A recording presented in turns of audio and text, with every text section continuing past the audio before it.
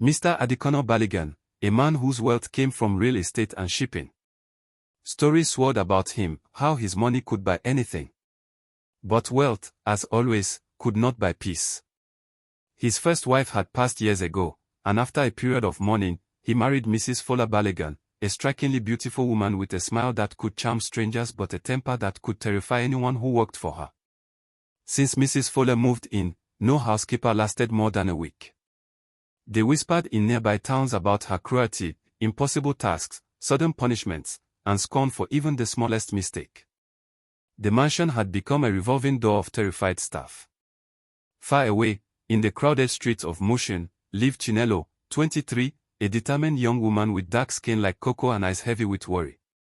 Her father had died when she was young, and her mother, Mama Ijeoma, sold tomatoes and peppers in the market to keep the family afloat. Chinelo's younger brother was in secondary school, and paying his fees each month was like climbing a mountain barefoot.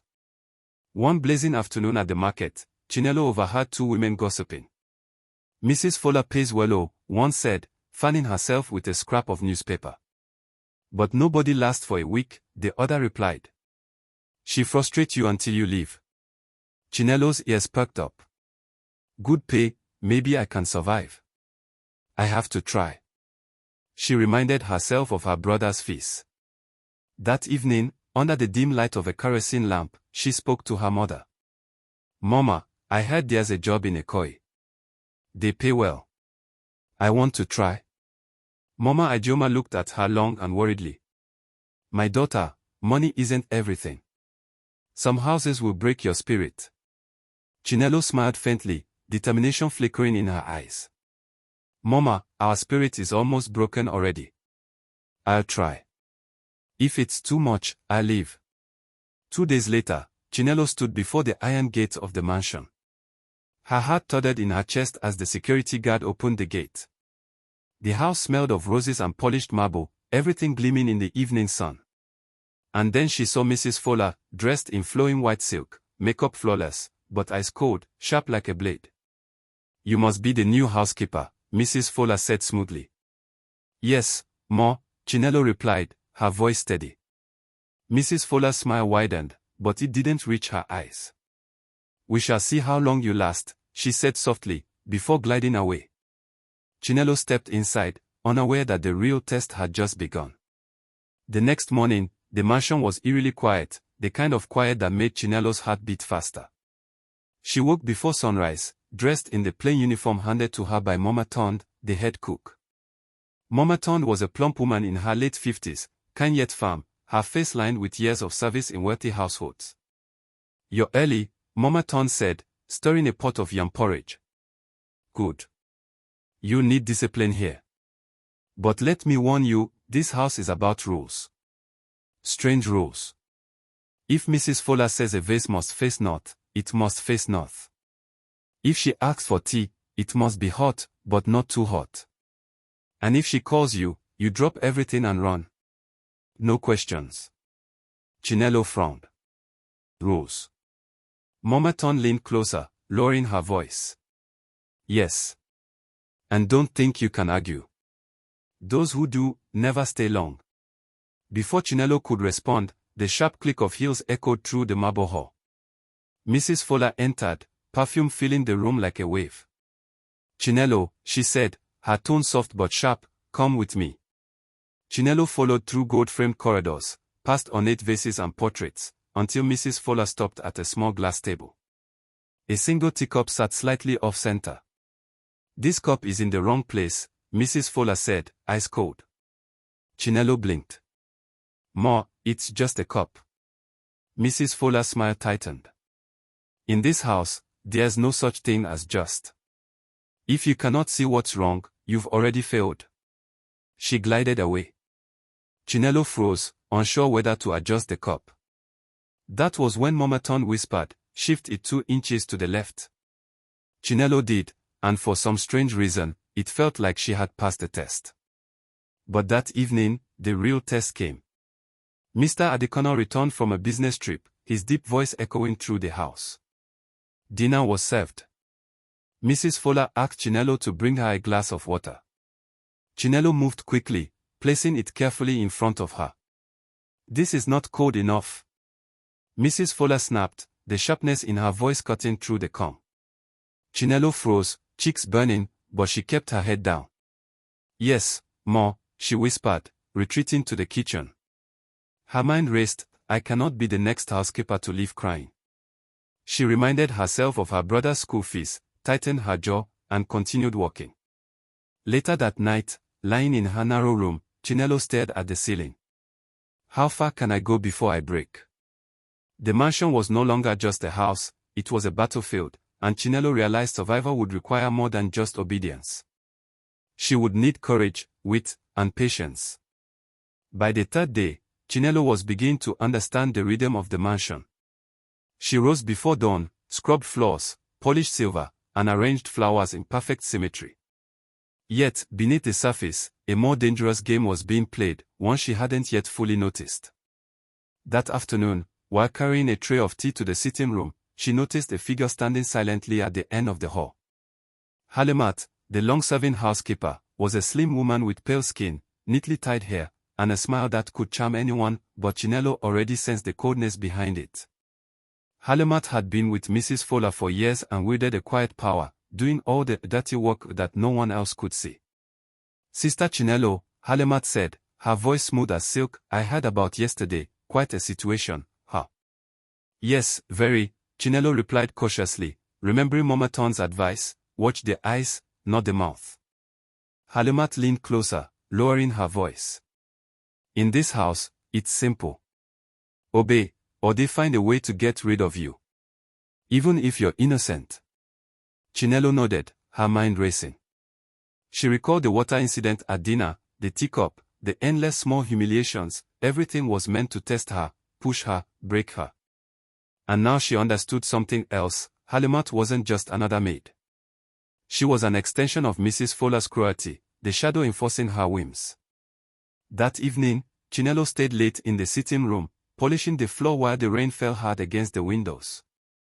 She noticed Halimat disappear into Mrs. Fowler's private room and return minutes later, smiling as if nothing had happened. Curiosity burned in Chinelo's chest.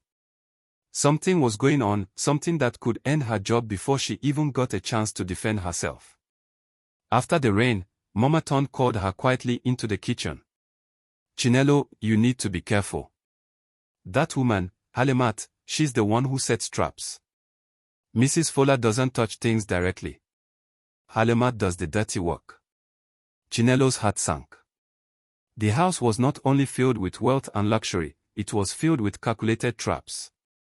One misstep, one wrong movement, and she could be the next victim. "Why?" Chinelo asked, her voice barely a whisper. Mama Ton sighed. "Because Halimat likes control. The longer she stays in Mrs. Fowler's favor, the more power she has. But you are different. You don't cry. You don't beg. You don't give her what she wants to see. And that scares both of them." Chinelo's fingers curled into fists. She understood now, survival wasn't enough. If she wanted to stay, she would have to be smart. Observe, record, and wait. That night, she hid a small notebook under her pillow. Every instruction, every odd command, every suspicious movement would be recorded. Not for revenge, not yet, but for survival. The game had begun. And Chinelo was no longer just a player, she was a strategist. 3 days later, the mansion was buzzing with preparations for an unexpected, urgent visit from one of Mrs. Fowler's wealthy friends. Extra cleaning, rearranging, and polishing, the perfect setup for another trap. Chinelo kept her head down, moving with practiced efficiency, but her eyes never left Halimat. That morning, Halimat appeared in the kitchen holding a neatly folded silk scarf. "Sister Chinelo," she said, her tone honeyed, "Mrs. Fowler asked you to take this to her wardrobe." Chinelo's heart skipped a beat. Memories of the bracelet incident from earlier days flooded her mind. She paused. "Are you sure, Ma? I don't want another misunderstanding." Halimat smiled sweetly. "Oh, of course. You're just helping. She specifically said you should bring it." Chinelo's instinct screamed danger, but refusing would appear disobedient. She took a deep breath and walked calmly to Mrs. Fowler's private room, holding the scarf like a fragile weapon. Inside the room, the air smelled of expensive perfume. She carefully opened the scarf and froze. Nestled within was a single diamond earring. Her pulse raced. She quickly rewrapped the scarf and placed it in her cleaning bucket, hiding it under rags, careful not to touch the precious jewel more than necessary. Minutes later, from upstairs, Mrs. Fowler's voice rang out, "My earring. Where is my diamond earring?" Halimat appeared in the doorway, her eyes scanning Chinelo as if the answer was obvious.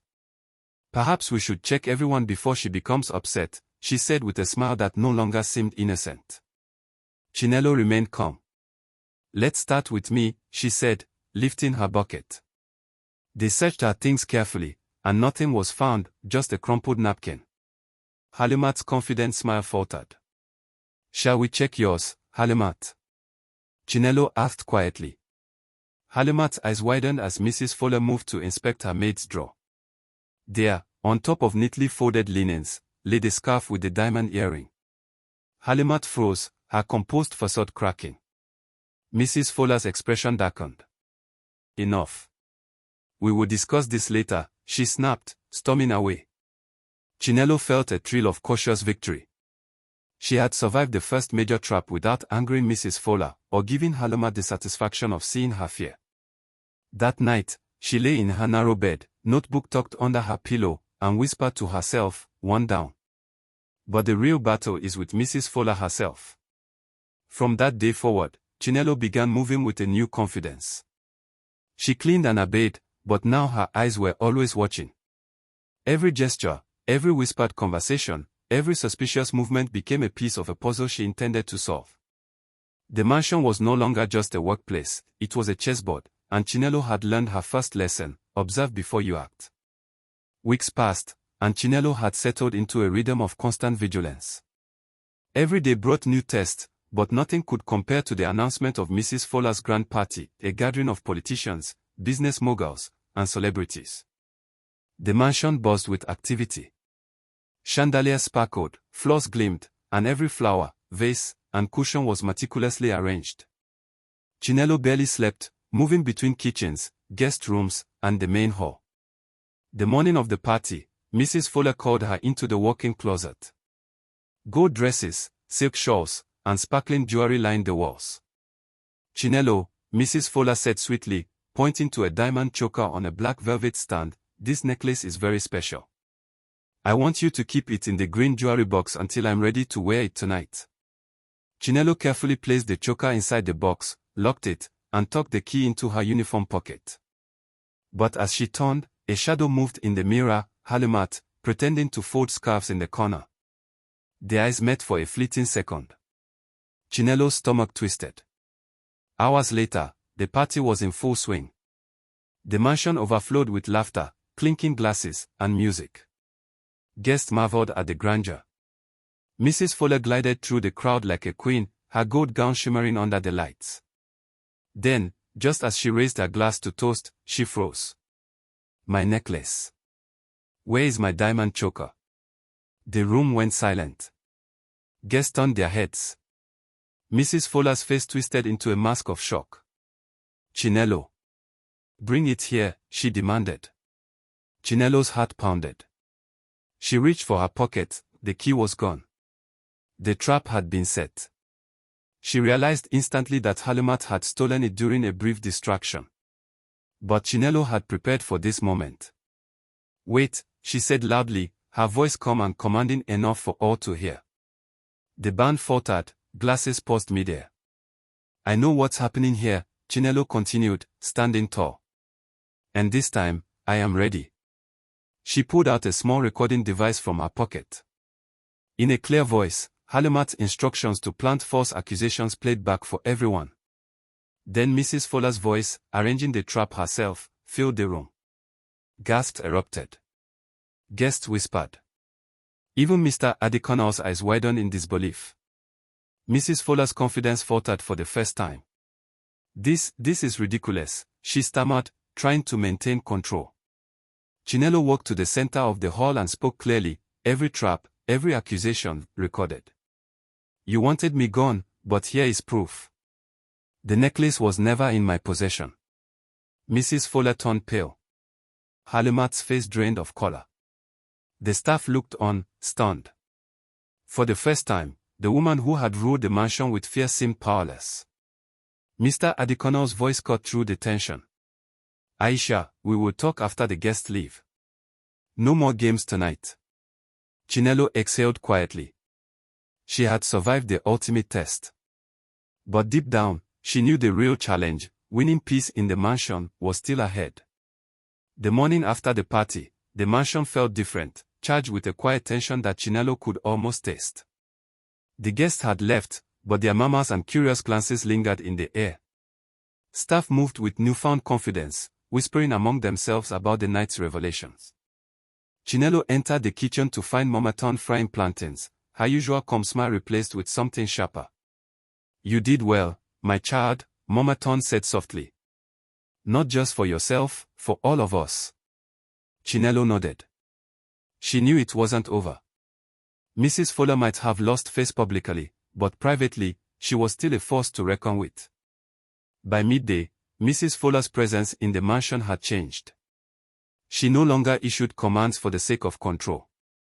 Her tone was clipped, her orders carefully measured. Even Halimat avoided Chinelo, no longer daring to show the false friendliness that had once concealed her schemes. Chief Adekona, for his part, began observing the household differently. He no longer allowed Mrs. Fowler to handle critical matters alone. Meetings with business partners now bypassed her, and instructions went directly to the staff through Chinelo or his own assistants. Chinelo's reputation among the household staff grew. Her careful observation, quiet strength, and clever handling of traps had earned her respect. Maids who had once trembled under Mrs. Fowler's shadow now moved with confidence. One afternoon, as Chinelo organized supplies in the pantry, she noticed Halimat lingering in the corridor. Halimat's eyes darted nervously, avoiding direct contact. Chinelo simply smiled faintly and continued her work. No confrontation. No gloating. Power in this house, she realized, wasn't in shouting, it was in being steady when everyone else falters. Later, Mama Ton called her aside. Chinelo, you've seen what fear can do. Now, you'll see what respect can do. Mrs. Fowler may still try to intimidate you, but as long as you act with wisdom, she won't succeed. Chinelo understood. She wasn't just surviving anymore, she was influencing the house, quietly guiding the staff, and creating a sense of order in what had once been chaos. That evening, as she watered the garden, she caught sight of Mrs. Fowler sitting on the stone bench, staring at the flowers in silence. For the first time, there was no arrogance in her gaze, only reflection. Mrs. Fowler spoke softly, almost to herself. Maybe I've been wrong. Chinelo didn't reply, but she allowed herself a small smile. Victory wasn't complete, but it was real. The mansion, once a place of fear and tension, was slowly shifting. And in that subtle shift, Chinelo realized the truth: strength wasn't in the loudest voice or the sharpest tongue, it was in patience, observation, and the courage to act when the moment is right. 2 weeks later, Mrs. Fowler returned from her sister's house. The mansion, which had felt lighter in her absence, suddenly braced itself. Even the walls seemed to anticipate her sharp voice and meticulous inspections. Chinelo, now more confident and composed than ever, had taken on the role of household supervisor. She guided the staff calmly, checking schedules, and ensuring that every detail ran smoothly. Yet, she knew Mrs. Fowler would not return quietly. The first morning, Mrs. Fowler stood at the balcony, a cup of tea in hand, watching Chinelo in the garden. Her expression was unreadable, a mixture of pride, resentment, and calculation. Chinelo approached carefully, watering can in hand. "Good morning, Ma," she said respectfully. Mrs. Fowler didn't reply immediately. After a long pause, she spoke, her voice low. "You've done well in my absence. But don't get comfortable. This house, it's mine." Chinelo nodded, keeping her tone calm. "I understand, Ma. My goal is only to keep things running smoothly." Mrs. Fowler's lips pressed into a thin line. "Smoothly, huh? We'll see how long that lasts." For the next few days, subtle challenges appeared: misarranged silverware, mysterious spills, and unexplained miscommunications. Each time, Chinelo handled the situation with patience, observing quietly, correcting problems, and documenting incidents in her notebook. One afternoon, as she walked past the grand hallway, she caught Halimat whispering to a new maid. Halimat's eyes widened as she noticed Chinelo's calm, steady gaze. No words were exchanged, but the message was clear: Chinelo was not intimidated. Finally, Mrs. Fowler called Chinelo to the private lounge. The air smelled faintly of lavender and polished wood. "Sit," Mrs. Fowler said, gesturing to a chair across from her. Her hands were folded, and her face bore no makeup. She looked human. Vulnerable. Chinelo sat, hands in her lap. "Yes, Ma." Mrs. Fowler sighed deeply. "I fought you because you didn't break. You didn't cry, you didn't run, and you didn't beg. And that scared me. It made me realize something." Chinelo remained silent, listening. "You remind me of who I once was," Mrs. Fowler continued. "I fought you because I hated seeing myself in someone else. And I hated feeling small." Chinelo's heart softened. She could have spoken words of revenge, listed every trap, every humiliation, every false accusation.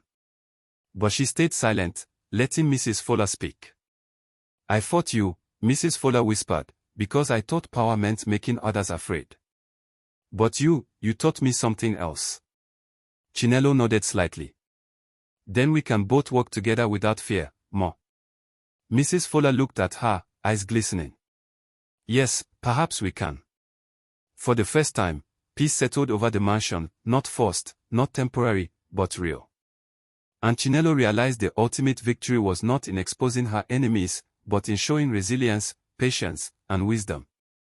That night, as she wrote in her notebook, she whispered softly to herself, "Strength isn't breaking others. It's standing tall without losing yourself." The mansion awoke the next morning to a sense of calm it hadn't known in years. The air was lighter, laughter returned to the kitchen, and even the walls seemed less tense. Chinelo moved through the halls with quiet authority, checking in with staff, offering guidance, and quietly ensuring that the lessons of the past weeks would not be forgotten. Mrs. Fowler, once feared and untouchable, no longer ruled through intimidation. She now worked alongside Chinelo, overseeing the mansion's events with a more measured hand. Though pride still lingered in her eyes, the sharpness had softened into respect. Chinelo's first order as household supervisor was simple: fairness.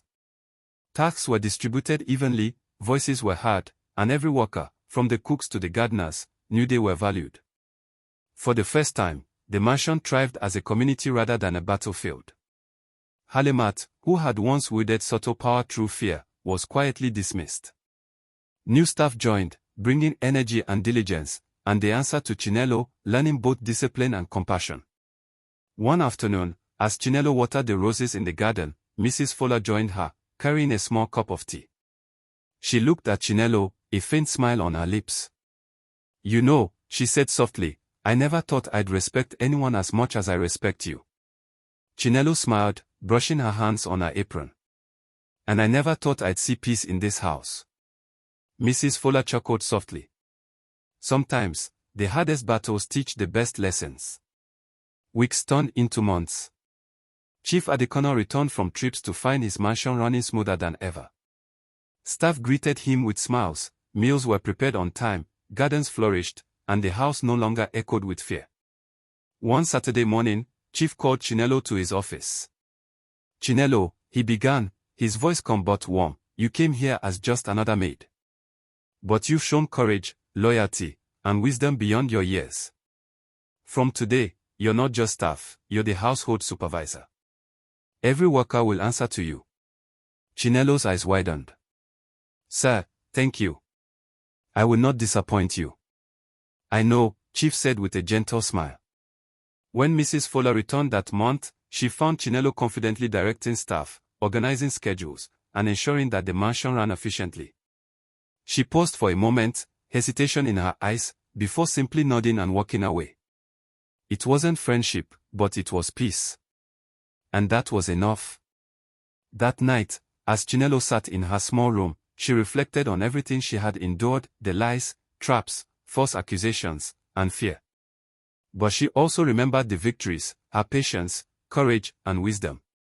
She whispered to herself, sometimes the real victory is not breaking the other person, but refusing to be broken yourself.